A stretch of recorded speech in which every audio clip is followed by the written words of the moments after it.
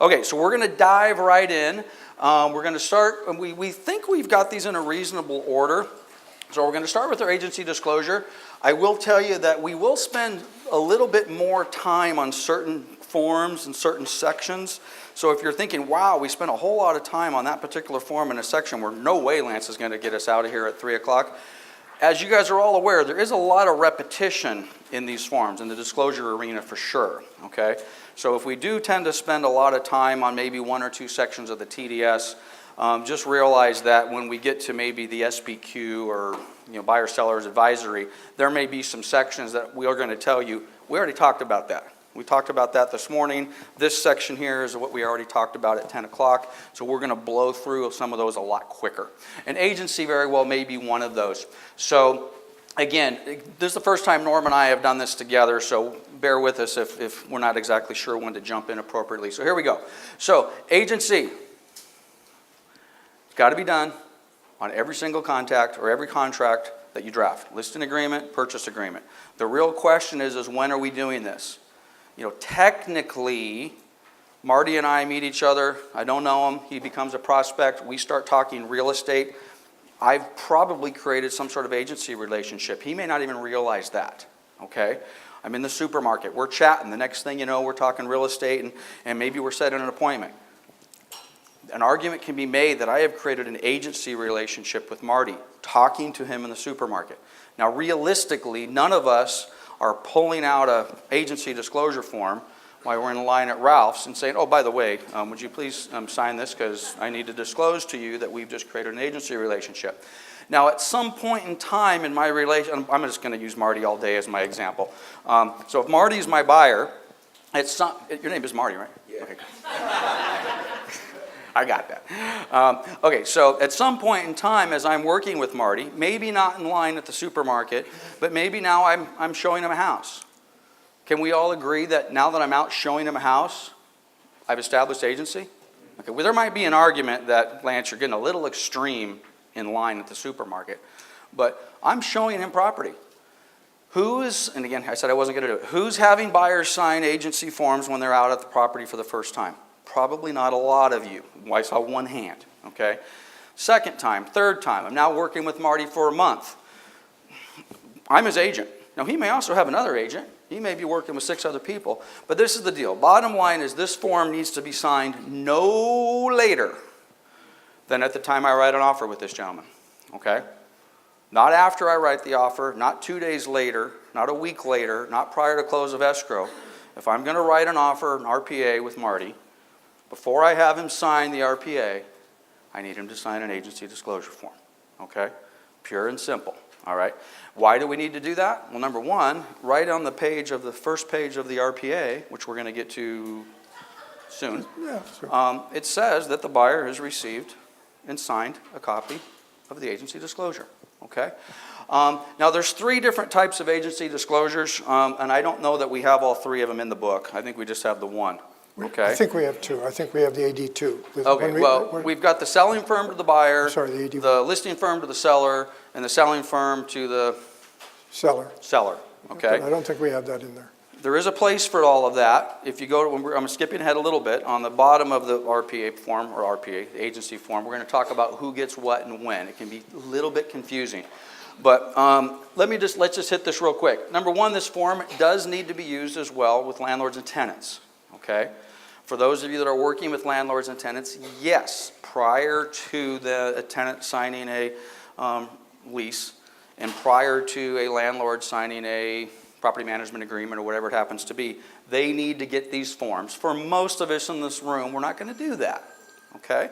This is going to apply, of course, to our buyers and sellers. Selling agent has some responsibilities, which, by the way, they're mirror images of what the buyer's agent's responsibilities are. Okay, by the way, I'm not going to read forms to you. You guys can read. I know it's not exactly crystal clear on the text, so hopefully this presents itself in a way that, for those of you with challenged vision, you can see it. But anyway, these duties, A, B, C, and D, or excuse me, A, B, and C, they're basically the same. Okay? This is what I refer to as the agent cannot lie, cheat, or steal clause. Okay? I have a fiduciary duty, fiduciary meaning the highest of utmost care. More so than just a regular, I know you, I got to be an honest guy. I have a fiduciary duty to take care of my seller and my buyer, and I need to use due diligence in exercising reasonable skill and care and performance of my duties. I got to kind of know what I'm talking about, okay?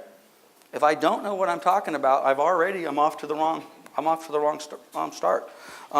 Number 2, I have a duty to honest and fair dealings. I have to act in good faith. God forbid you're ever talking to one of your clients and they say, I'm not really sure, I don't think you acted in good faith. Ouch. It's kind of tough, okay? So, again, got to be honest. You got to be transparent. You got to let them know what's going on. And by the way, I'm not going to use a lot of examples because we don't have time for that. But we all probably have our own examples when we've been in a transaction and we felt that the person on the other side of the transaction wasn't acting in good faith. Okay, I had an example yesterday that I could give you. Pretty sad. And then, of course, kind of the granddaddy of this is going to be a theme a lot when it comes to the disclosure portion of the class is we have a duty to disclose. Disclose all facts known to the agent materially affecting the value of the property or desirability. This is one of those areas that this is going to come up in many other places in our session today, but I'm actually going to talk about it right now in the agency disclosure form. What Marty thinks is material to the value and the desirability of the property may be a little different than what I think. Okay? We have to be really sensitive to, oh yeah, that's not a big deal. Not a big deal to you. Could it be a big, I'll tell my first story, quick. I got a client, purchasing a house, high-end property, San Clemente, gorgeous house, over $1 million. I'm looking at this house, I'm like, this is the most awesome house I've ever seen. It's exactly what my client wants. We go out on the back porch, and he's like, oh, I can't buy this house. It's too noisy. I'm like, it's too noisy? What are you talking about?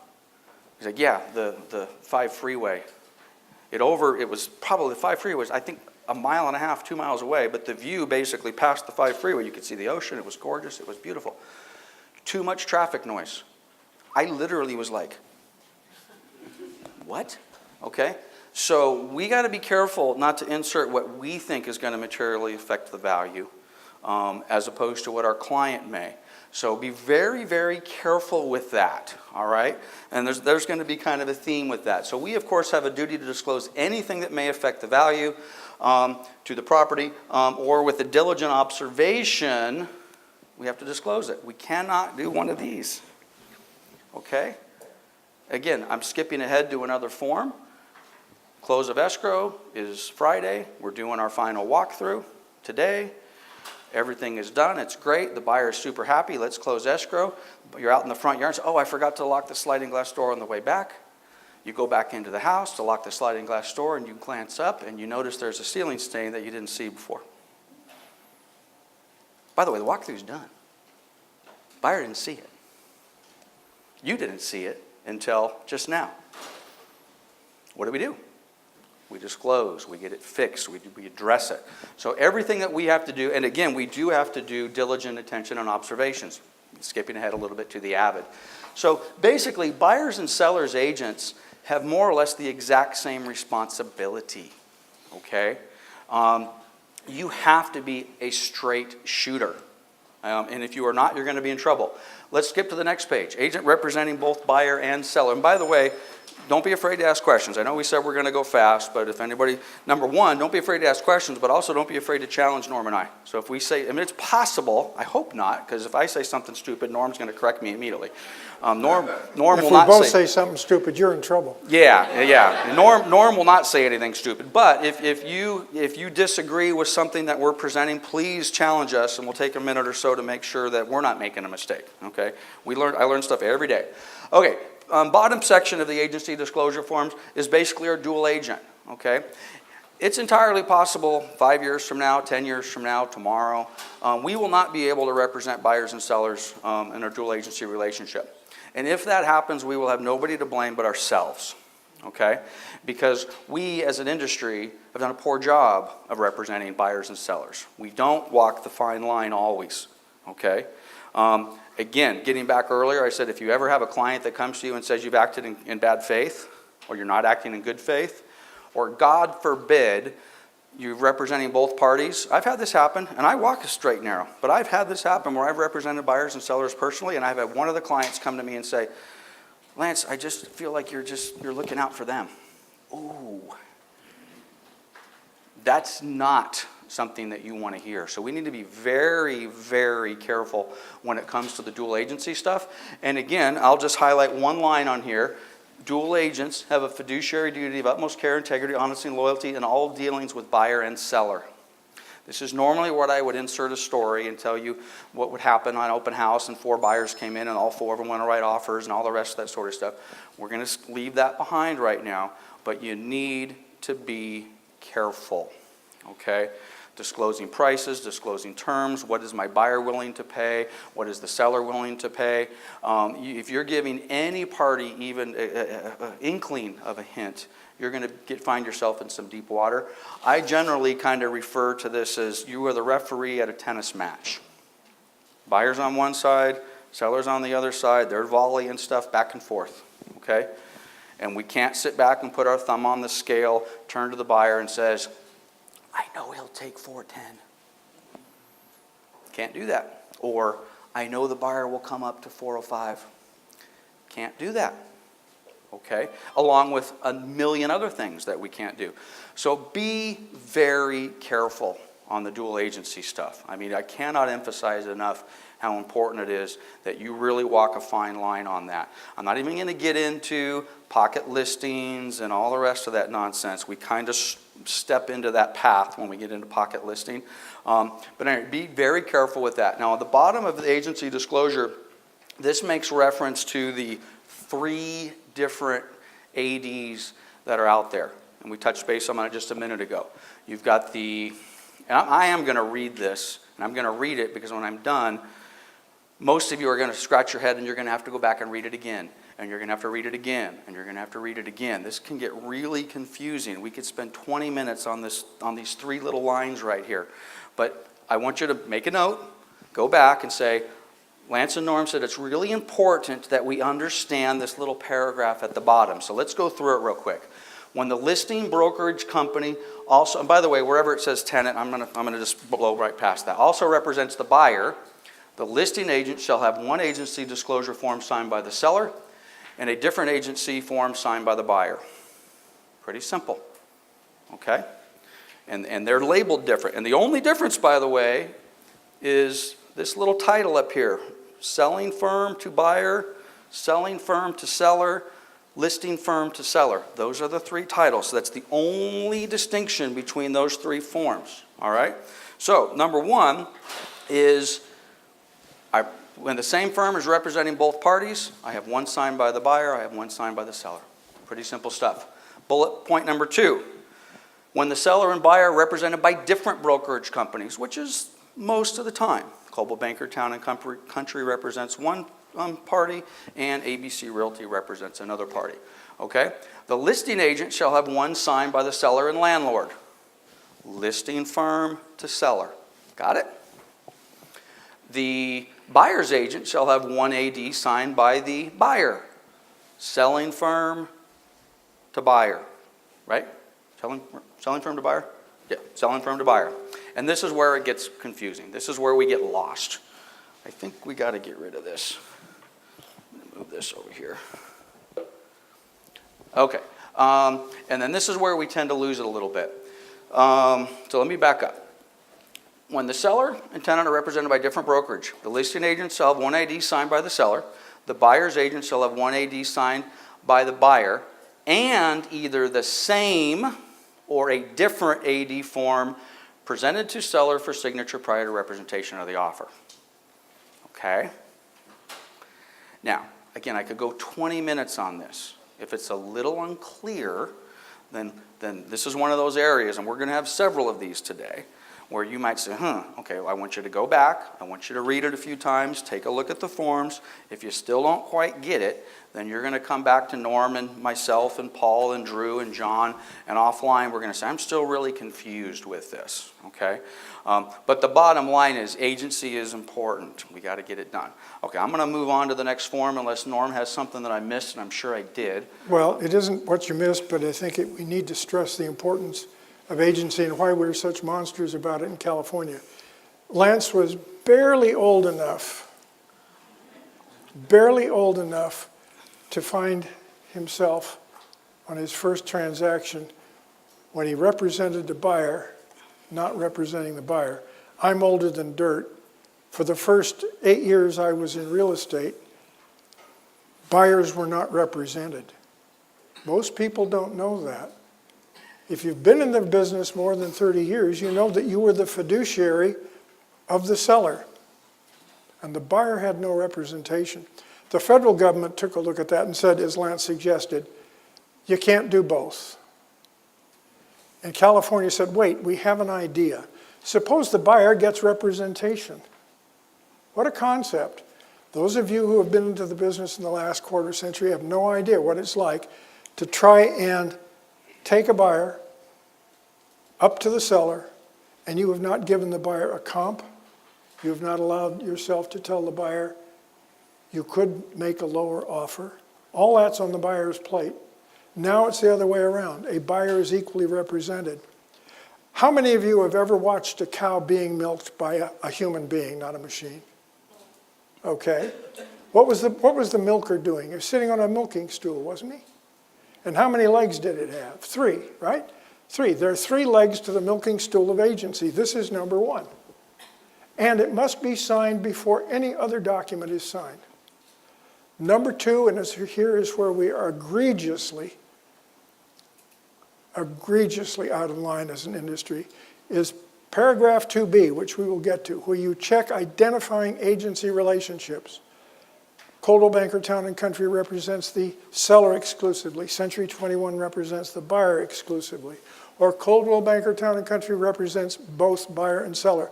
If those boxes are not marked, and we'll stress this again when we get to the RPA, the courts have said that the contract is voidable after the close of escrow, and liability rests with the brokers. Think about that. The third leg of the milking stool is page 10.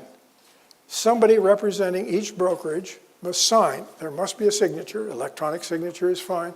But someone is taking responsibility for saying, we disclosed agency. This doesn't bind anybody to. This just says this is how agency works in California. The second one says A represents the seller and B represents the buyer. And the last one says everything that we said before, we certify in that little box on the back on page 10, broker. Which we see all the time unsigned. Yeah. Now, some of you get them back. I'm sure you are recognizing that some of these are things that you have overlooked. Yeah, that's one of those areas, and we're going to get to page 10 of the RPA about 6:30 this evening. But when you get to page 10, it just drives me crazy because the majority of the time when I see these, they're not signed. And not only are they not signed, the address is not there, the agent's license number isn't there, which is a whole other discussion on let's be efficient on how we use zip forms so that this stuff auto-populates. But yeah, we'll get to the signing part. Real quick, because I skipped over this. Again, very common. And by the way, folks, I will promise not to talk down to anybody. Although if it sounds like I'm talking down to you right now, then I apologize. Read the form, okay? Honestly, there's no reason for us to even do this class today if you all just read the form, because 90% of what we're going to talk about is literally printed in front of you. Just read it. Having said that, right there under agent, real estate broker firm. That has said real estate broker firm forever. That means the company, okay? The firm is Coldwell Banker Town & Country, or ABC Real Estate. The firm is not Marty Rodriguez, okay? That happens far too often. It is a rookie mistake. If any of you have ever been to my offer presentation class, which is different than what we're going to talk about today, my offer presentation class talks about, number one, fill out a clean RPA. And when you present that RPA, in whatever fashion you present it, whether you get to do it in person or whether it's over the phone, or in many cases, the way we present our buyer's offer is in the form of an email that totally gets to be interpreted and read by the person receiving the email. So in other words, I don't get to sit in front of the other agent. I certainly don't. When's the last time you sat in front of a seller as a buyer's agent? I mean, we're talking old school. 20 years. Yeah. In the old days, I know I look like I'm a spry 30-year-old guy, but I'm 50, going to be 51 in a couple of weeks. Started doing this when I was 19. Well, for the first 10 years I was on the business, customary practice was I got an offer, buyer's agent. I called Marty, listing agent, on Sunday at 8 p.m. Said, Marty, I got an offer. And it wasn't, oh, thank you, send it over and I'll get to you in a couple of days. In the old days, it was, cool, let me call my seller and we'll see you at the house. We'll have some coffee on and we'll see you at 9 p.m. on Sunday. And I would tell my buyer, you be on standby. Well, I got to go to work in the morning. I don't care. You are on standby because I might get back to you at 9:30, 10, 11 o'clock, midnight. And honestly, as terrible as that may sound, it was fun. And it'd be 11, 12 o'clock at night on a Sunday on an offer that we wrote at 5 o'clock in the afternoon, and the deal got done. Okay? We don't do that anymore. So for the most part, the way we get to present an offer is we email it to them and we sit back and we wait. Having said that, if you email me, and Marty emails me an offer, and the very first thing I see is Marty Rodriguez there, ding, you've just sent me a message. And the message you have sent me is you don't know what you're doing. Okay? And there's 100 places on here that you could not even know that you're sending a message to the other party. And every time you make a mistake, boom, boom, boom, boom, boom, you just fall right down the ladder into incompetency. So read the form. So anyway, the listing firm, or excuse me, the real estate firm goes there. This is the real estate company's BRE number. Marty, or in this case John, by the way, don't really pay any attention to the names on here. We pulled them off some forms. The agent signs his name here, agent's license number, date, so on and so forth. Okay, PRBS. If we go to the RPA, page 1, just like the agency disclosure form, it says that the clients, buyer and seller, have received and signed a PRBS, possible representation of more than one buyer or seller. The title itself basically is the discussion. Okay, this is mandatory. It must, just like Norm was saying, agency form needs to be signed prior to anything else. The second form that you put in front of them is PRBS. It's a simple form. Marty, thank you for doing business with me today. Marty buyer, Marty seller, whatever it happens to be. I just wanted to let you know that it's entirely possible I may actually take another listing during the time you and I are working together. It might be the house across the street. It might be around the block. By the way, I already have 4 houses here on my farm, okay? Just want you to know that. You're not my only client. Same thing with the buyers. Generally speaking, sellers are okay with this. Okay? Sellers kind of understand. Matter of fact, in many cases, sellers list with you specifically because you're dominating the area. I want to work with him. This guy's a rock star. This is who I want to do business with. Buyers sometimes, and by the way, I've never had a buyer or seller object to this, but with buyers, it can be a little trickier. I'm representing 2 buyers who want the same house. Dual agency. Who do I represent? How does that work? Okay? So just be careful, be aware that, number one, it has to be done. You certainly, as a listing agent, hope that you're working with multiple sellers. Who's actually farming in here? You might want to reconsider your business model a little bit, okay? I would suggest we all should be farming, okay? If you're in your farm and you're dominating an area, there's a point in time in one of my little farms, I had 9 listings in a 137 home tract. They were afraid to list with anybody else. There's no way I could list my house with anybody else. They liked that. Buyers, you're now holding an open house in the same particular neighborhood. This is where, again, we need to be careful. If you have 2 buyers come in at 1 o'clock and said, I want to write an offer, and now you're going to do and you're writing up that offer. Another buyer comes in at 3 o'clock and says, I love the house, I want to write an offer. I suggest you don't write that offer with that second buyer. I suggest you call one of your associates in the office and say, hey, I just wrote an offer for this guy. Somebody else wants to come in, and would you please handle that for me? Do you have to do that? No. But if you write offers for both, and that is the finest of straight lines, and you're asking for nothing but trouble. So anyway, the form itself is very self-explanatory. You're just disclosing, of course, to the parties that you're working with more than one client at a time. Do we have a second page on this? We don't. Norm, anything on that we need to Yeah, I neglected to mention it in connection with agency, but California is one of the very few states, and I can't think of any other, that by statute, by law, permits you to be a dual agent. It's kind of up in the air, and the courts have ruled in different ways in other states. You are allowed to be a dual agent representing both buyer and seller. This also, by statute, allows you to represent two buyers or two sellers. Two buyers for the same property is very delicate. It requires more finesse and more good sense than it does law, but it can be done. One of the things that you need to remember when you are in this kind of a situation is that you're dealing with human beings who have a very high emotional content.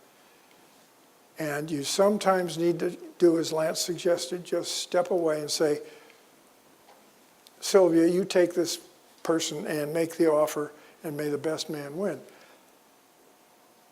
You're going to be called on to make those kind of judgments. One of the advantages of dual agency, and we won't talk about it much, and that is that you can tell the people the same thing. You tell the buyer, you're going to make a deposit. 3% is the most that they can take in liquidated damages. I represent the seller, and I've already told him that he can get 3% in liquidated damages, but it's not customary practice. What do you want to make as an offer? Okay, 2%, fine. Mr. Seller, I have an offer here.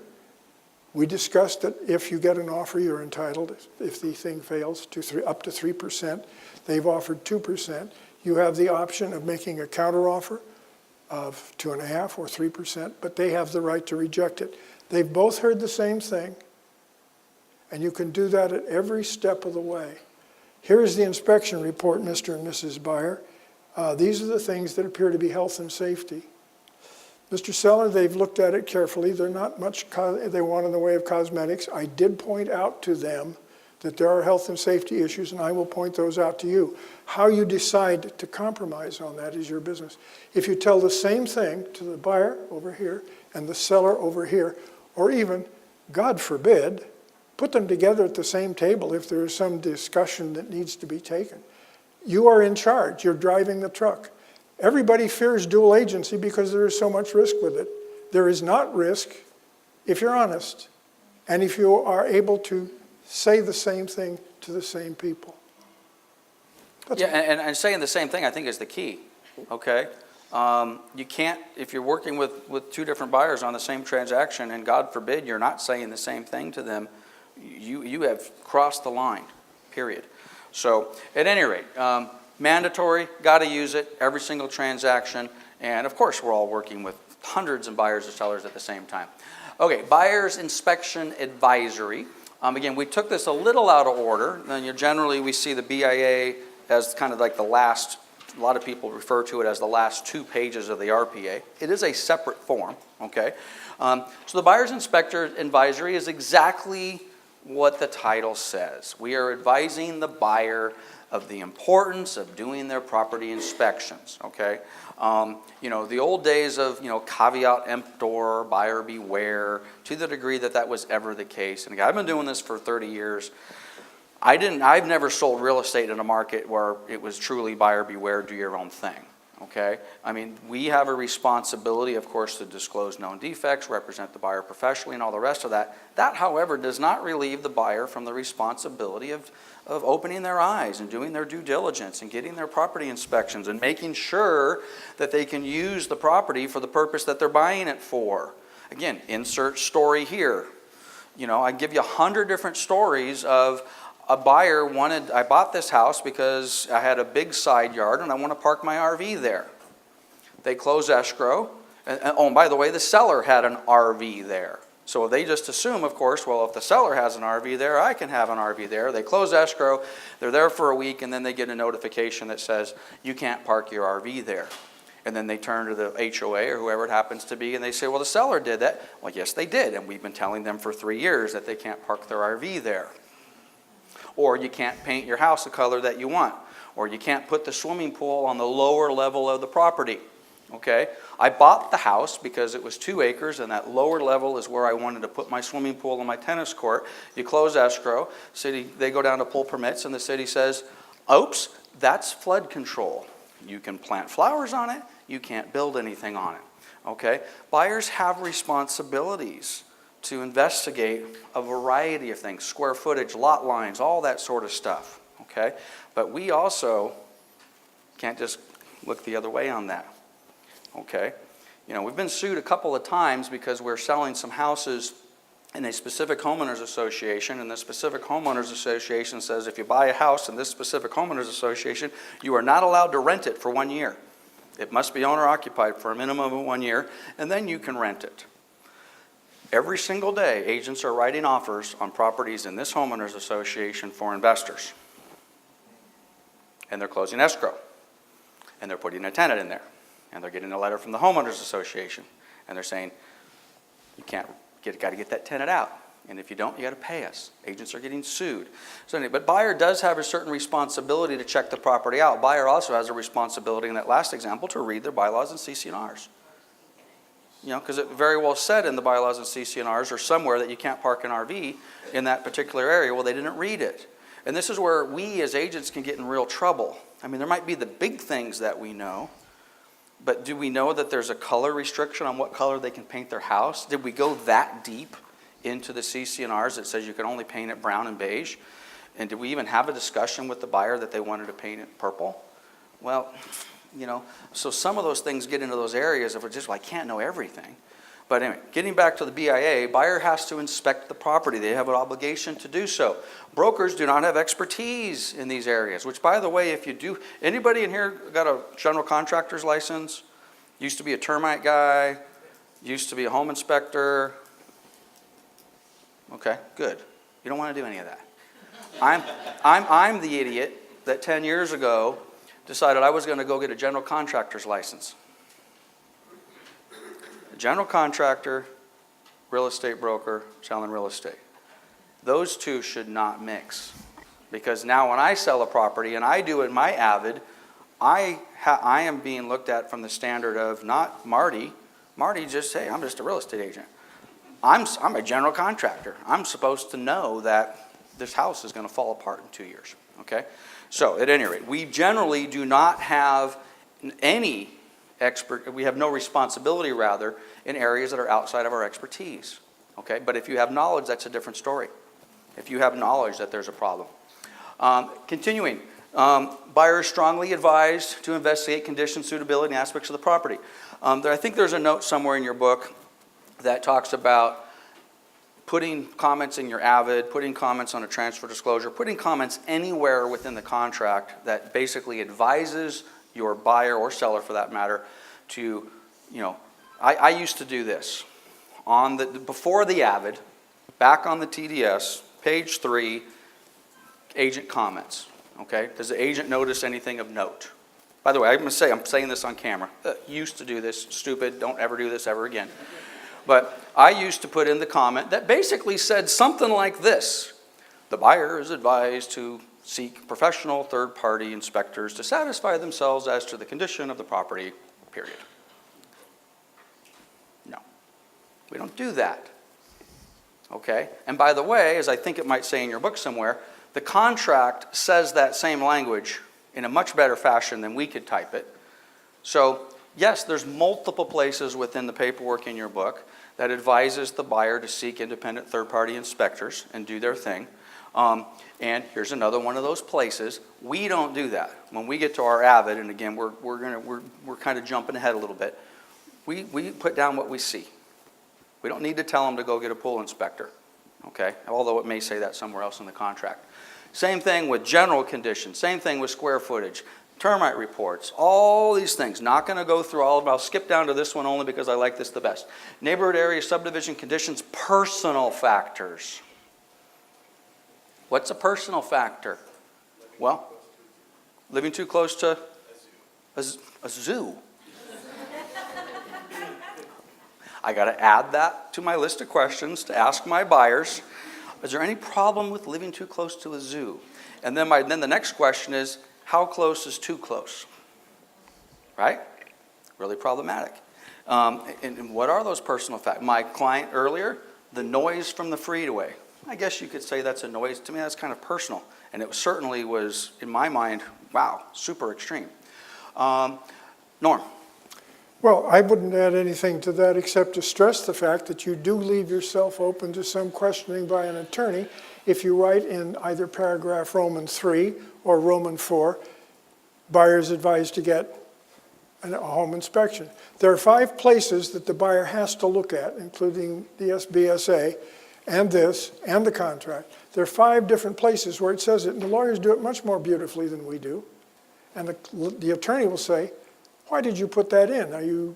Is there something you're hiding? Is there something you want them to find and you don't want to get your seller angry at you? Answer is no. We don't tell them to do that. The lawyers did. They signed for it. They have an affirmative duty, the buyer has an affirmative duty to be protecting him or herself in this transaction. Failure to do so causes the burden to fall on them. If they don't go down and check the permits, God forbid you do and give them a wrong permit, you take them down to City Hall and say, let's look at permits with Susie behind the counter. I'll even pay for copies if you want them. They look at the permits. If they are not satisfied with it, then they may do something about it with respect to the contract. If they don't go, if they refuse to go and there is an issue, that burden is on them. And they have an affirmative duty to see to that burden, and it relieves you of the burden. What you're hearing from, what do we got now, 65 years of real estate experience? God help us. Yep. Most of that's mine, guys. Anyway, what you're hearing is everything you look at today is geared at risk management. Yep. We're protecting the buyer, as we must, the seller, as we must, but we're protecting ourselves and we're protecting the broker. Yep. This is risk management.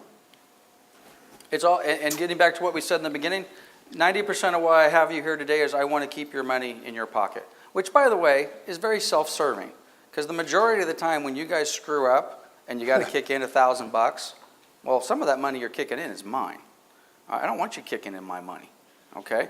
Let's keep our money in our pocket. Now I have 20 stories for every single one of these things here. Okay? For the sake of time, I'm going to leave it alone. But you need to go through these. And by the way, blanket statement for everything we do. If you are in the habit of sitting down with your client, putting paperwork in front of them, and just initial here, here, here, here, or in the world that we live today, which is even worse, I just sent you an e-signature document, sign it in your leisure, and we take literally no time to go through this, we're looking for trouble. And by the way, I'm all for efficiencies, electronic signatures, all the rest of that sort of stuff, but there is nothing efficient about sending someone a contract to be digitally signed, getting it back, opening an escrow, and then spending the next 35 days, 40 days, going back and addressing each one of these things individually as they pop up. Okay? That's silly. We need to sit back and we need to go through square footage. Are you cool with the square footage? You know, the lot lines. It's a weird property. It's up on a hillside. It's 2 acres. Yeah, the tree up there, that's the corner. And then, see the little stick up there? That used to be the surveyor stick, and I painted it orange. That's the other corner. And we do that all the time. If that's something important, I got a story of I sold a house. 2 years after I sold the house, the buyer comes in and says, my barn is on my neighbor's property. The lot line splits the barn in half. Okay? That kind of is important. So at any rate, all of these things need to be gone through individually. And some of them are just literally just a 5-second. Let's just talk about this. Are you concerned about permits? Are you going to build anything? Do we go to the city and verify permits?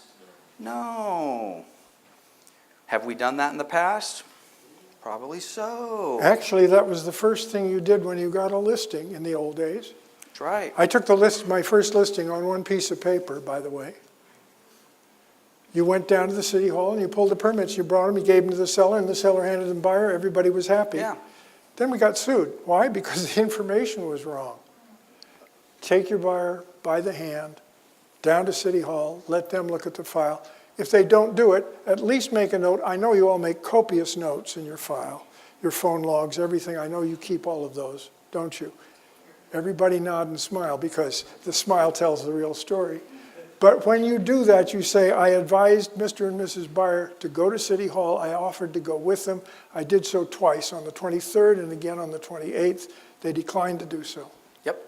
And that will stand up in court if it's in your handwriting. And it may sound like you're being a professional and you're doing high levels of customer service by going down to the local government agency, finding out the information and bringing it back to the client. An argument can be made that that's great customer service and you're doing your job. I get that.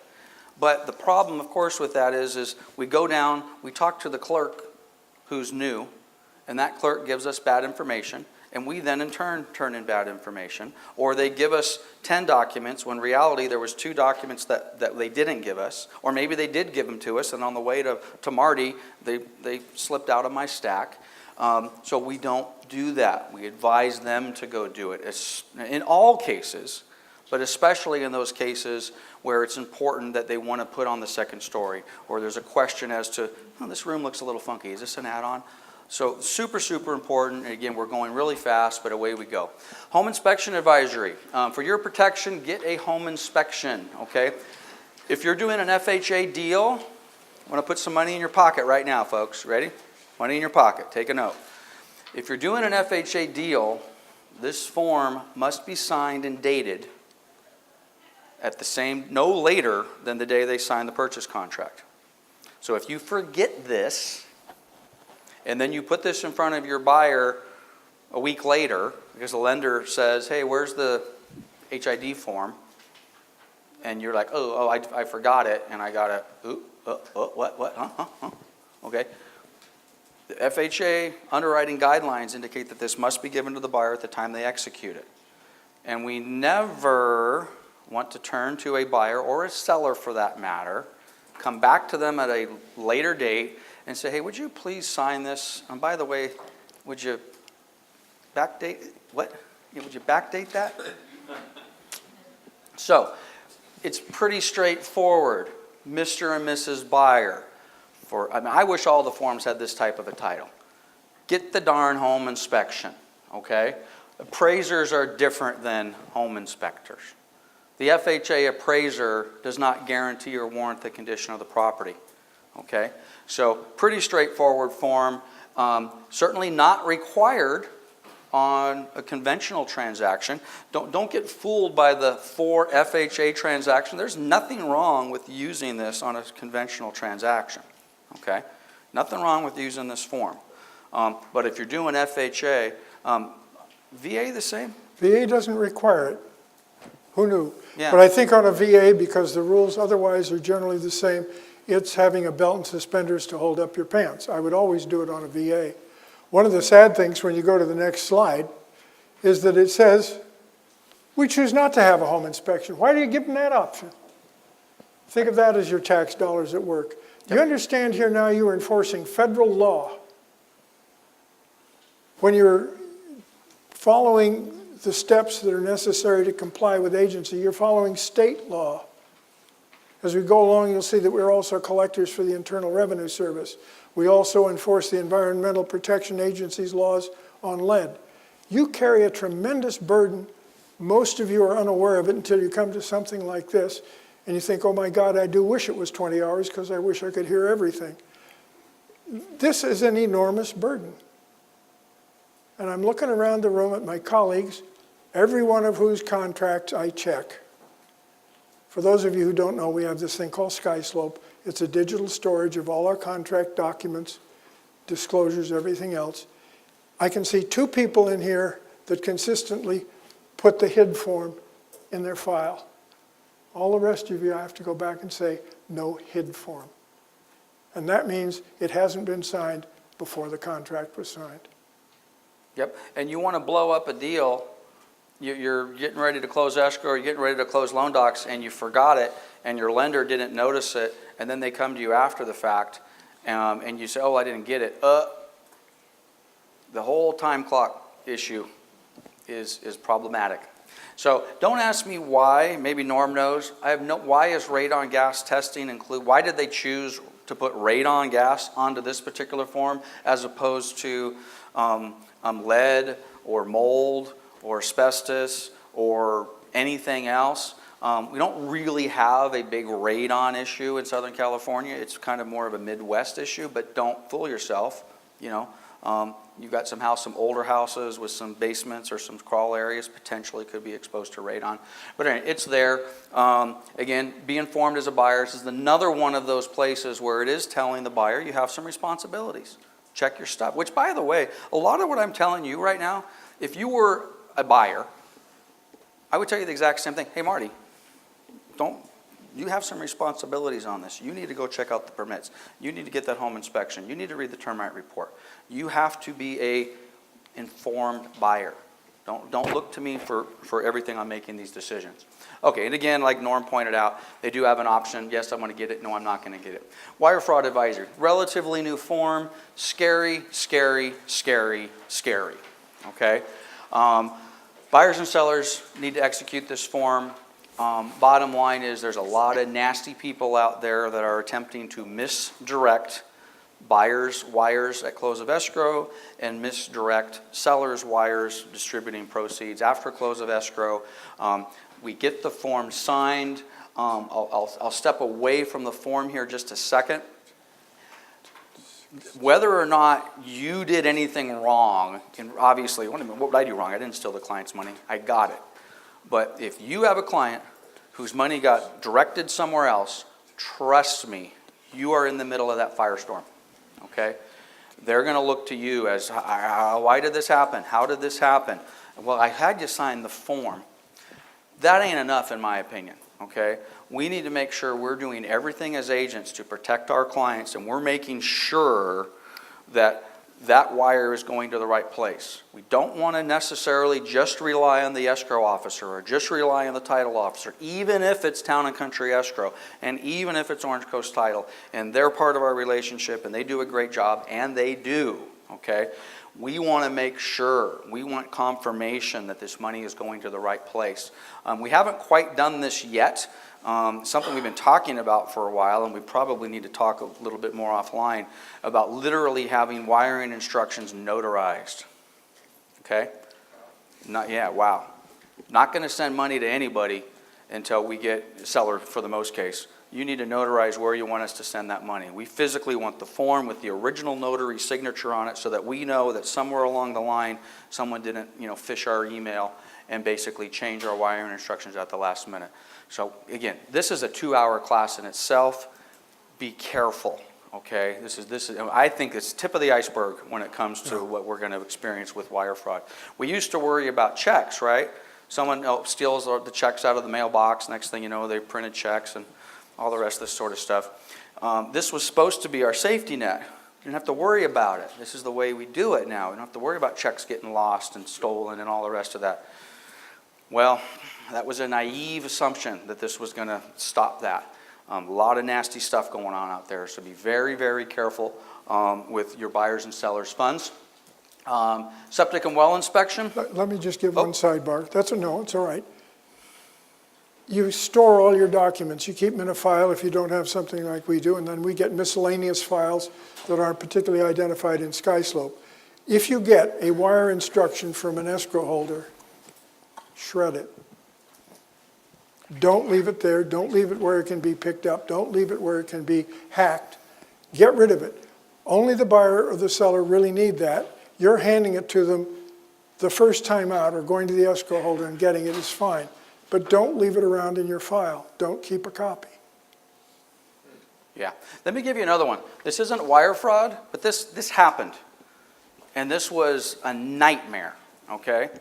And this just gets back to, we have to be careful. We have to cross the T's. We have to dot the I's. We have to manage our file. True story. This happened about 3 years ago, and this happened right around Thanksgiving. We had an escrow that was open with Jack. I might get the facts a little funky, but the story of it's just the same. We had an escrow open that was Jack, and we got a prelim from Stewart Title, okay? And then I believe that escrow fell out with Jack, and then we open up another escrow with Marty, and we continue on with Stewart Title. But in the process of closing the transaction, the two different agents, two different buyers, two different everything. In the file, there was the original prelim from Stewart Title that had wiring instructions to account number 1234. In the new transaction with Marty, new prelim from Stewart Title with wiring instructions to account number 678-910. Yeah, shoot, okay? Somewhere in the process, we get ready to close. The buyer wires money into account number 678-910, or 1234, whatever it was. Now, it still went to Stewart Title, but it went into the account. It was designated for a different account. Escrow closes, which was okay. Stewart had the money, but because the money went into a different account, and because this happened the day before Thanksgiving, and because Friday was the holiday and everybody came back on Monday, all sorts of crazy stuff was going on. Because all of that happened and the wire kind of was in the right place but in the wrong account, this was a perfect storm of mess. Well, the buyers and the sellers and everybody was in a race to close this escrow before Thanksgiving because there was a notice of sale that was filed. And that notice of sale was scheduled to go the following Monday. Well, because this got screwed up, guess what happened on Monday? The property went to trustee sale. Bank of America took it back. Over the holiday weekend, the Thanksgiving Day weekend, the buyer who thought they bought a house was in there tearing stuff out, carpeting and painting. Well, you know what happened on that deal?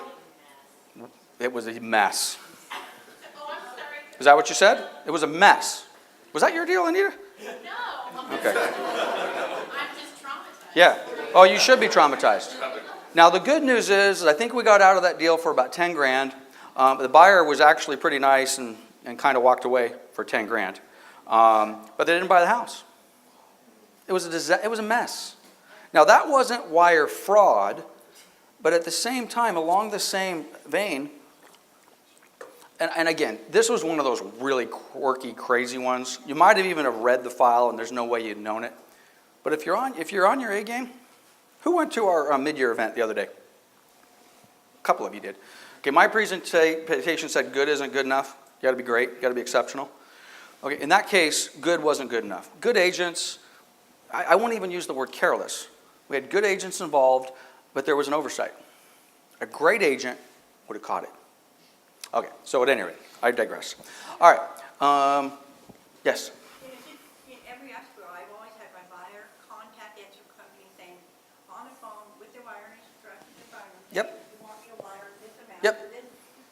And then, Yep. yes, good. Make sure that is. I got it. I got But it. only the phone number that they received directly from the escrow officer. Okay. Yeah. There's another lesson to be learned here, and we're going to talk about this later. First of all, never rush to close an escrow. You want to rush, you're up against a deadline, you're going to make mistakes. And some of you will knowingly rush an escrow because you need that check on Friday. You'll walk in and you'll look at that ceiling stain and you'll say, not that bad. Right? Because you know darn well once you bring in that ceiling stain, you ain't closing tomorrow and you ain't getting paid on Friday. And now we got a whole new negotiation and you probably have a delay. Agents do that. Agents do that. Don't be that guy. Also, don't rush holidays. If you're scheduling escrows to close before holidays or immediately after holidays, you are asking for trouble. Why in the world would I schedule an escrow to close the Monday, Tuesday, Wednesday before Thanksgiving? I am asking for trouble. Half the people are on vacation. The other half of the people are thinking about their vacation, okay? So getting to your comment, cross the T's, dot the I's, I got it. But you're already on vacation. The escrow officer's thinking about vacation. The escrow officer's assistant is on vacation. And by the way, this one where and I mentioned Stuart, not to disparage Stuart, but part of the issue we have with Stuart is, well, Stuart didn't work on Friday. And when they got back to work on Monday, the day of the trustee's sale, everybody was on the, hey, how was your vacation? So they spent half the day talking about their vacation before they realized that the wire had gone to the wrong account. Don't schedule stuff around vacations. We're going to talk a little bit more about that later. Okay, septic well inspection. Pretty straightforward, guys. I don't think this is going to require a whole heck of a lot of explanation. Needless to say, you're probably not going to close an escrow under most circumstances if it has a septic and if it has a well without getting this done. If you are closing an escrow with a septic and a well without an inspection, we need to be careful, okay? I don't care. It's all cash. The buyer doesn't care. Okay, well, I want some documentation that basically says I'm not getting these inspections. Buyer inspection waiver, Yep. BIW. Another thing in connection with this is, it is an amendment to the contract. It requires the buyer or the seller to do certain things to take the contract forward. Be sure to check the box that says SWPI in paragraph 5. When we get to it, we may skip over it. Just remember, you have to incorporate that in the contract. This is a contract document. It changes the nature of the original contract. Yep. And you're making reference here by checking this box back to the RPA. Richard? Do I need the buyer's inspection waiver if I don't use a licensed home inspector, but rather a contractor?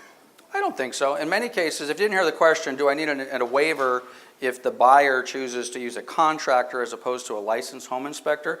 I would make the argument that a contractor has a higher duty. Most licensed home inspectors are not contractors, okay? They got their iPad with their software, they're checking boxes, okay? If I hire a general contractor to do my home inspection, I believe that the general contractor has more liability, more responsibility, and a higher standard.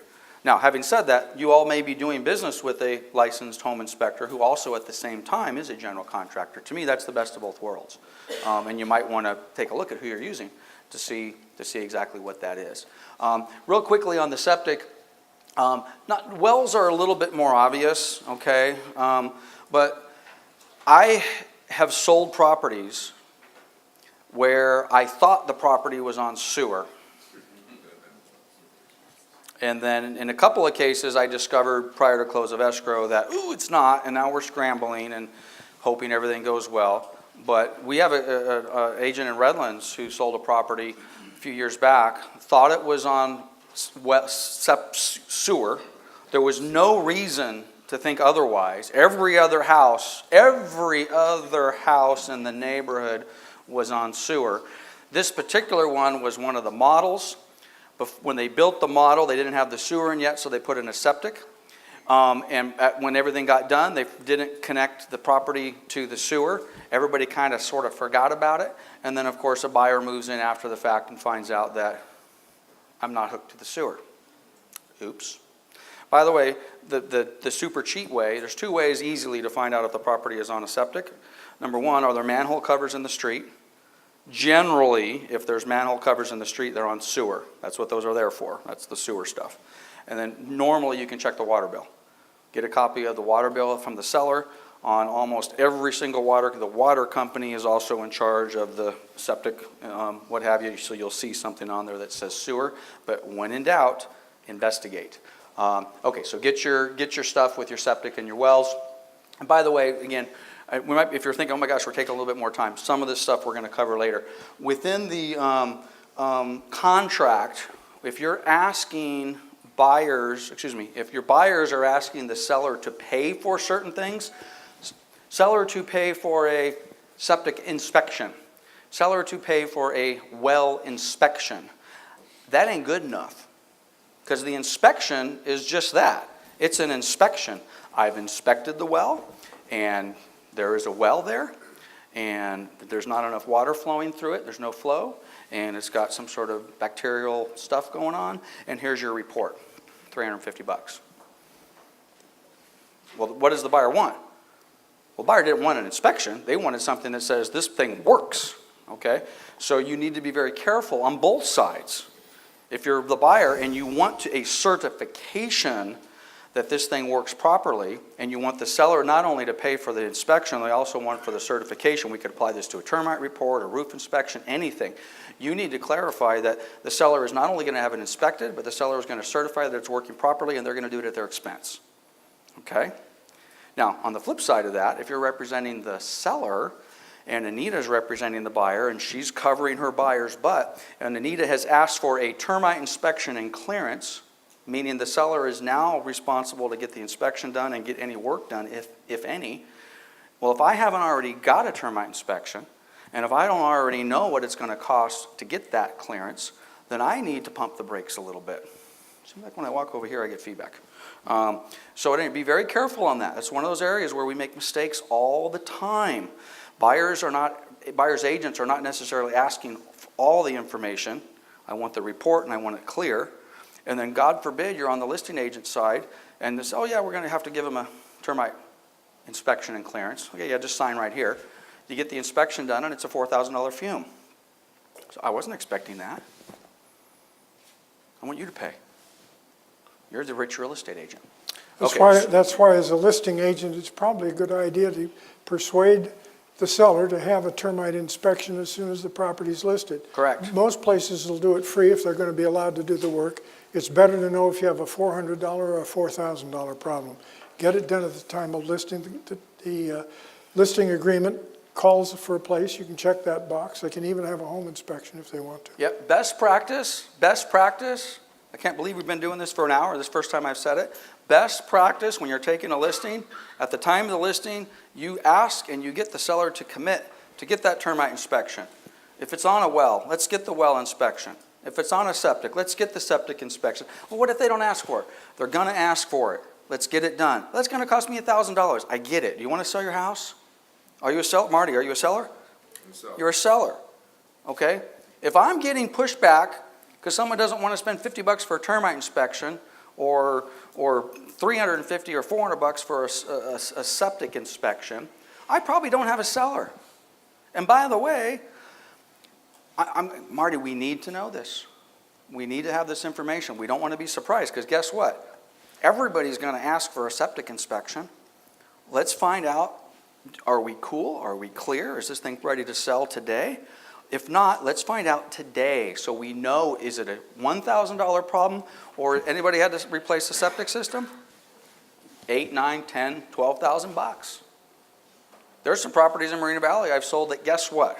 No sewer available and no place for a septic. There was a septic in this area. That leach field is saturated. 15 years later, they moved the leach field over here. Now that leach field is saturated. There's no more place to put a leach field on this property. There's properties that I've sold that cannot be certified. Can I sell it? Yes. Cash. And guess what the buyer gets to do every 2 months? Call up Skunky Pumper. Would you please come out and pump my septic tank because I have no leach field available. Problematic. Get the inspections. Super important. Okay, page 2, if checked, get it done. Is it required by the way, these are all septic inspections, well inspections, generally are all regulated by the government, the county, and the inspectors that do that work very specifically and clearly with the local government agency. This is not just like a termite report, although termites are regulated by the Structural Pest Control Board, but these inspections basically are governed by the local government agency in charge of that, which in most cases is the county, not necessarily the city government. Again, on the well, we could go through a whole thing on well. Water productivity, is there enough water in the well? And bacterial testing, can you drink it? So there we go. Septic well inspection, moving right along. Seller's purchase of a replacement property. This is the good old, I will sell my house to Marty as long as I get to buy Edgar's house. Okay? Now, I'm going to give you a little commentary on this before we get into the form. I do not suggest that you go take listings that you cannot sell without the buyer or the seller finding another property. I suggest you prepare that seller. Marty, do you want to sell your house? Yes. Okay. Are you prepared to double move? I really don't want to. I understand you don't want to. And we're going to do everything we can to see what we can do to get a concurrent closing escrow. But are you prepared to do a double move? I really don't want to. I know. Are you prepared to do a double move? And then we take some time and we explain to them the issues with concurrent closings and all the rest of this fun stuff. And ultimately, we try to avoid the use of this form altogether. Now, the reality is, because the inventory is so tight out there right now and sellers feel like they hold all the cards, there are a lot of sellers and a lot of listings out there right now that are subject to this. Oh boy, almost as bad as a short sale. Okay, and what I mean by that, if you're representing the buyer and your escrow is subject to the seller going out and finding another house, and your contract says we're going to close escrow on September 30th, that's a pretty mythical date. Because unless that seller has gone out and found the house, put it under contract, and has everything ready to roll, it's pretty hard to commit to a close of escrow date when you have this form in play. Okay? So, anyway, again, this is another one of those forms that kind of, the title says what it is. If you have a seller who basically will not close escrow on the house they're selling until they are under contract and have the replacement property ready to roll, this is the one that you're going to do. Now again, there's some timelines in here that the seller has so many days to do that, but you also have to be careful with that. Because if your seller doesn't, how easy is it to find a property for a buyer today in 21 days? Depending upon the price range and the location, that could be impossible to find a buyer, a property in that period. The default, by the way, is 17. For whatever reason on this particular form, we modified it. Box checked. If checked, the agreement is contingent on seller closing escrow on the replacement property. Ideally, we want to stay, and again, I live in the real world. I get it. Concurrent closings are a reality we live in. Try to stay away from them as much as you possibly can. And at a minimum, if you can't avoid it, Marty, you need to remember this conversation right now. You are asking for pain. Which if your buyers and sellers are in pain, who else is in pain? And the conversation, the pain conversation is a little bit more than saying you're asking for pain. We describe to them all of the terrible things that we're going to have to deal with. And we want them to remember it. Because who's had a concurrent escrow that closed on time perfectly smoothly and never had a problem? They don't exist. Put your hand down. Norma, good, liar. They don't exist. And if that's a unicorn back there. If that happened, then we have the unicorn. Seller's replacement of purchase property. Pretty straightforward stuff. Buyer material issues. We kind of touched base on this a little bit already. You know, again, the title says it all. The following material issues to buyer regarding the property if checked. Okay, buyer obligation to disclose material issues in accordance with the blah, blah, blah, blah, blah. Buyer and broker has notified buyer in writing any material issues. Not limited to buyer's request for information, concerns, blah, blah, blah, blah. Okay, is there anything material on this transaction that we need to get on the table? What do we need to put on the table? Again, we talked about this already. What's our scope? Second place, buyer recommends buyer select professionals. It's second place that we've talked about that. Don't have to put that in. The attorneys write it way better than we do. So go ahead and just realize that. Buyer acknowledges and agrees that broker does not decide what the price should pay. Who sets the list price? Who sets the sales price? Not us. If you've ever have a buyer or a seller for that matter that come back to you at some point in the escrow process and say, well, geez, the only reason I paid $435 is because you made me. The only reason I sold it for $435 is you kind of forced me. I wanted $450. Whoa, what? God forbid they say that and there's any sort of resemblance to the truth that the buyer or the seller felt pressured by you to agree on a specific price or closing costs or anything like that. We truly got to guide them through this process. Broker owes no duty to inspect common areas, common environmental hazards, earthquake weaknesses, blah, blah, blah, blah. We're not experts on that. We don't fill out zone disclosure reports. So again, buyer material issues, pretty straightforward stuff. Buyer's inspection elections. Let me just touch on one Jump in. thing on material issues. You get somebody who comes and says, I want a house that's not on the hillside, not south facing, and with a pool, without a pool, and you go for 6 weeks showing them around and you can't find it, and then they call you up on Sunday and say, well, we went to an open house and bought it. The agent was there, and it turns out to be a house that's south facing on a hillside and has a pool. What is the significance of this document? There is some question as to the buyer's liability to the original agent. It hasn't gone to litigation, but if you think, I'm flying under your instructions, these are your direct instructions to me, and as a fiduciary, I diligently carried them out, and I spent 6 weeks of my life, and then you did something contrary to that, maybe I'm entitled to compensation. If you get one of these, it might be a good idea to have a buyer-broker, an agreement to pay commission agreement.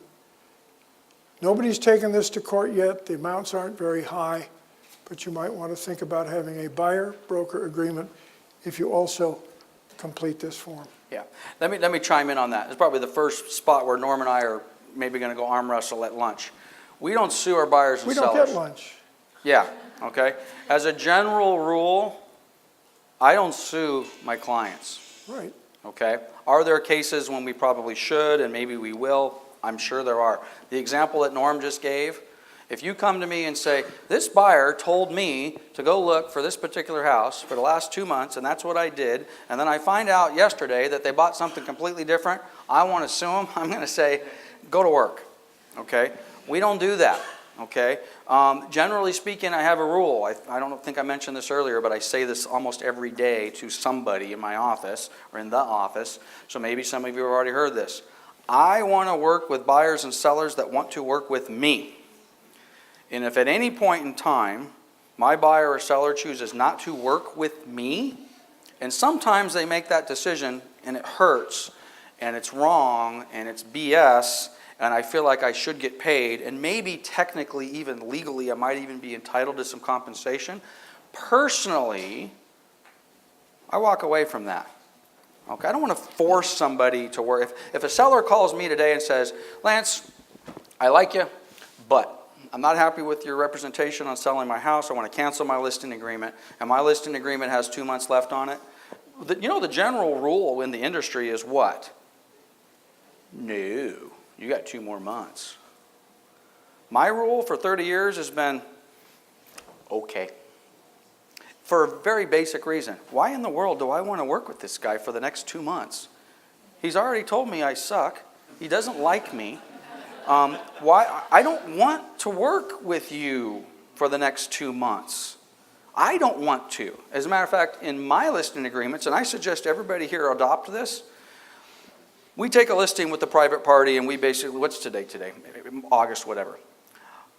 Generally speaking, all of my listing agreements, whether I take them on August 15th or whether I take them on January 1st, they all expire on one day. Anybody know want to take a stab at what day my listing agreements expire? They expire, who said that? Give that person a bonus, a cookie. You get a cookie, okay? I will have all my listing agreements expire on December 31st for one very simple reason. I know when all my listings expire, okay? And number two, it doesn't matter when, let's suppose it's January 1st, and I'm sitting down with you, and I do this, and I say, a 1 year listing, and you're like, whoa, wait a minute, I had a bad experience before. That's okay, turn to page 2. Seller can terminate agreement at any time without penalty or cost. If you're happy today, we work together tomorrow. If something changes at any point in the listing agreement, you can walk away. I have had less than a handful of people that have canceled, and every single one of them, they beat me to the punch. I wanted to go to them and say, Chuck, I love you, but we can't work together anymore. Okay? So, now, are there some exceptions to that? Of course there are some exceptions. Are there some areas where we're going to sit back and say, well, this isn't right, we have to have a deeper conversation with the buyer or seller, and we do need to talk about some potential compensation? Sure we do. But generally, you'll all sleep better if you have people that want to work with you. It just makes your life so much easier. Okay, seller's purchase or replacement property, we did that, we did that. Buyer's inspection election, okay. Importance of inspections, get them. Pretty straightforward. Buyers have the duty. Do it. Broker's advice. I think this is the third or fourth place. Get an inspection. Okay? Pretty straightforward. I actually hate this form. It's a terrible form. It's a terrible form. It's a Okay. senseless form. So, having said that, is there a time and a place for this particular form? Sure. I just hate the fact if I use this form and I'm only doing all these no's, okay? I'm not a big fan of this form. Having said that, there's certainly nothing wrong with using it. And in some cases, this is not only there's nothing wrong with using it, this is a form that is, it's exactly what we need for a specific client. You have the client that says, well, I got this, and I got this, and I got this, and I got this, and I got this. And they're, by the way, anybody ever done a formaldehyde inspection? Well, if you're selling a mobile home, I don't know why, but apparently mobile homes are just loaded with formaldehyde. They are. Anybody have an RV? Anybody want to buy an RV? Well, I bought an RV a few years back, and I flipped down the visor, and there's a sticker on there that basically says, get the hell out of this RV, because it's loaded with formaldehyde and it's going to kill me. Okay, but at any rate, we have all these wonderful inspections. Again, yes, no, yes, no, yes, no. I'm not a big fan of this form. It's an ugly form. Norm, you got anything to add to that? No, I think most people who use it just mark the yeses. There'll be 2 or 3 at the most, and the rest are left blank. I would say that marking them yes, having them initialed, takes care of the no's. They can't come back at you. Yep. And this is an area, by the way, sometimes I embarrass myself intentionally, so this might be one of those areas where I embarrass myself intentionally. Are we requiring this form? No. We're not. We do not. All right. It's on there, but it's not required. All right, so we don't require this on every transaction we're doing. Authorization to receive and convey, pretty straightforward. Generally speaking, you're going to use this form. Certainly if you're doing a short sale, this basically is a form that your client will fill out, authorizing a third party. Maybe it's a bank, maybe it's a homeowners association, maybe it's somebody that they have that has a lien on the property or whatever it happens to be. And that form says, you, third party, are allowed to talk to my agent, Lance Martin. Okay? These forms come in a variety of different forms. For example, if you're doing a short sale with Bank of America, they're generally not going to accept this form. They have their own form that they want the seller to fill out and say they're authorized to talk to John Speaker and give them the information, whatever it happens to be. So pretty straightforward. Use it. In most cases, you don't need this. But again, getting homeowners association docs. I don't know if you guys have had this problem, but on occasion, some homeowners associations are really loose and easy. You call them up and say, hey, I'm the agent representing the seller. Can I get this stuff? They say, sure. Where do you want me to send it? Others are like, who are you? We're not talking to you. Fill out our form. Authorize us to give the information. So pretty straightforward stuff. Use it as needed. Market condition advisory. Again, trying to keep us out of court. We are basically telling our clients, markets are cyclical. By the way, I've probably said this a couple of times, and if I do say it out loud, I normally catch myself when I think about this form, okay? A buyer asks me, wow, what do you think's going on out there? Are we in another bubble? Things going to blow up? Things going to go up? Things are going to go down? What are interest rates going to do? Are they going to go up? Are they going to go down? Really try to avoid that. You know, if you go out, if you're telling a buyer that, oh, well, if you buy this house, man, this market's on fire. This thing's going to be worth $100,000 more by the end of the year. Probably don't want to say that, okay? We don't know. What we do know is real estate markets are cyclical. They can change over time. It is impossible to predict the future. Now, having said that, contrary to we do a market forecast every year, We kind of get the crystal ball out and we try to take a look at what's going on for business planning. But you never want to leave one of our market forecasts, have great positive pumped up news and go tell your client, wow, we're just told the market's going to be great for the next 20 years. And quite honestly, just the opposite. There's a lot of folks out there right now that are talking bubble stuff and property values pull back. Are they right? I don't think so, but I have no idea. Who knows? Interest rates. Interest rates have been going up now for what, 5 years? Interest rates are going to go up this year, right? What are rates today? Chase, where are rates at? They probably don't even want to quote it. We can't tell you what the rate is. What's around 4%? Okay, where were they on January? Around 4%? On January, somebody probably told us by August 15th they were going to be higher than 4%. Every year for the last 3 years, we start out at 3-4%. Interest rates are going to end the year at 5.5%. We haven't done it yet. Okay, so generally speaking, don't get the crystal ball out and start making predictions you can't do. Which, by the way, again, buyer, you are responsible for determining the price. Do we give comps? Of course. Do we give some advice? Of course. Just be careful. Be careful in giving an opinion of value. Non-contingent offers. Most residential purchase agreements contain contingencies that allow blah, blah, blah, blah, blah, blah. Buyer can obtain a loan, blah, blah, blah, blah, blah, blah. This is basically just kind of talks about, is it advisable for you to write an offer without a contingency? Broker recommends that buyers do not write non-contingent offers. Non-contingent upon inspections, non-contingent upon appraisal, non-contingent upon loans. Is there some reasons that you do want to do that? Absolutely. Just make sure your client understands that you're okay no matter what the appraisal comes in. You can do the loan no matter what the appraisal comes in. You're doing cash. You don't care if the property doesn't have any permits. You need to have all of those conversations before you start writing non-contingent offers. So be careful with that one.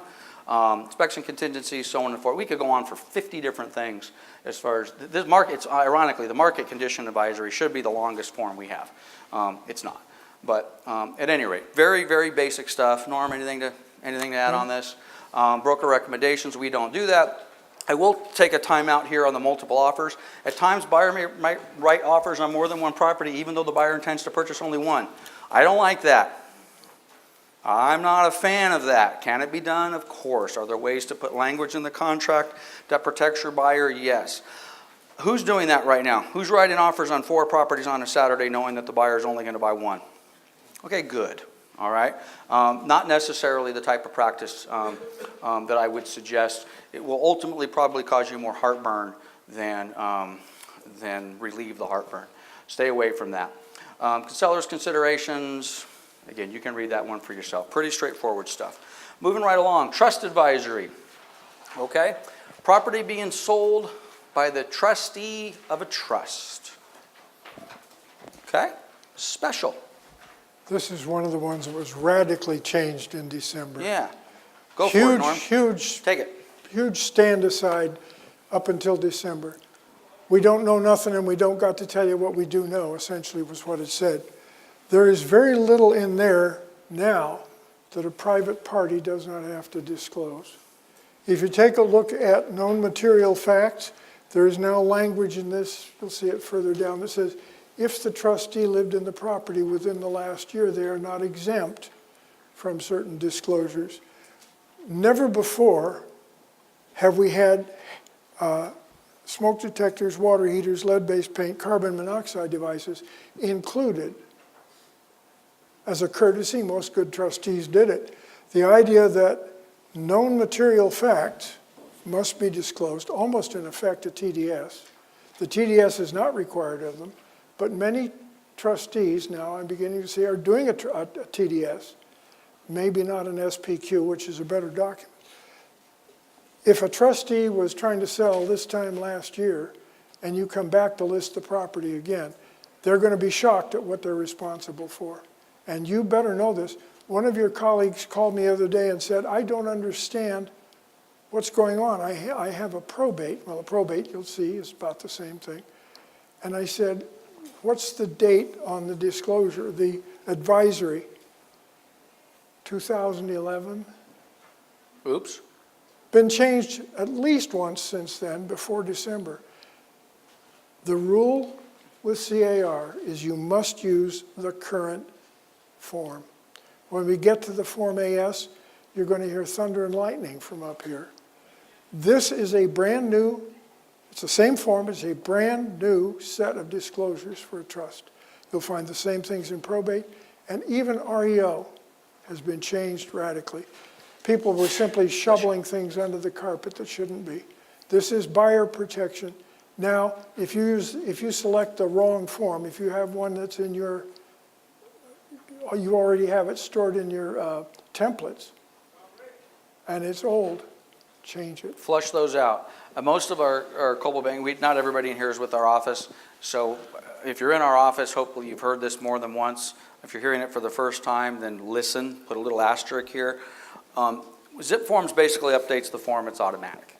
So I open up a new transaction, I don't have the option to accidentally grab the old trust form that was revised 2 years ago. However, if you have an old transaction from 2 years ago, matter of fact, Drew just did this recently. Where's Drew at? Shameful display of incompetence happened within my team, okay? We had a property listed for sale a year or two ago. For whatever reason, the seller decided to change their mind, and basically the deal kind of blew up. Seller comes back to us a month or two ago and says, hey, let's do it again. Made a mistake, and I didn't know this. I don't think, Drew didn't know it, otherwise we wouldn't have done it. Well, when we didn't create a new transaction, we basically went into Zip Forms. We said, hey, we did it before, everything's all filled out. We pulled it in, and we start sending out disclosures and all that sort of stuff. Old disclosures. And it was kind of embarrassing. Remember earlier I said, when you put your name in the right, every time you do make a mistake, agents on the other side will kind of catch it, and if they thought you were great, well, I got to tell you, we're pretty darn great. But in that particular case, because we didn't catch it, and the agent on the other side caught it, little embarrassing, broker owner sending out, and by the way, they have my name on it. And the agent who caught it was one of our agents who doesn't know what they're doing. They're brand new, and they came to me and said, I think you made a mistake. So flush those old templates, okay? Or if you're keeping them, and there's some reasons that you might want to keep them, but don't refresh them. If you have a new transaction, go start fresh. Make sure you have the correct forms. Anything else on trust? Trust is a big topic, guys. Again, this is another one. These are some of these forms we could spend an hour on. No joke. We literally could spend an hour on. So just something of note, not exempt, not exempt, not exempt, not exempt, not exempt, not exempt. Okay? So there's a lot of agents and even sellers are of the impression, hey, I'm exempt from this. No, you're not.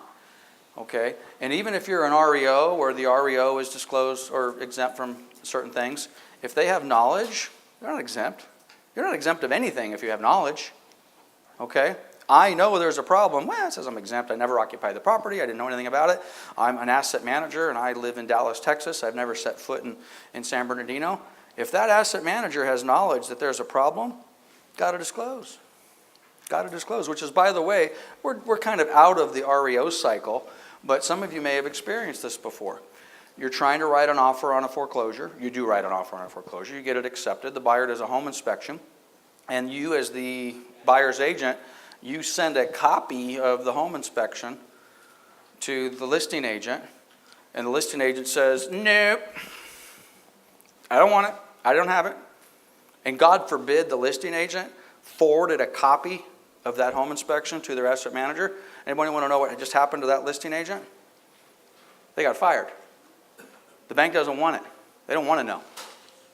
They don't want, it's because once they have a copy of that, now what do they got to, now they have knowledge and they got to disclose it.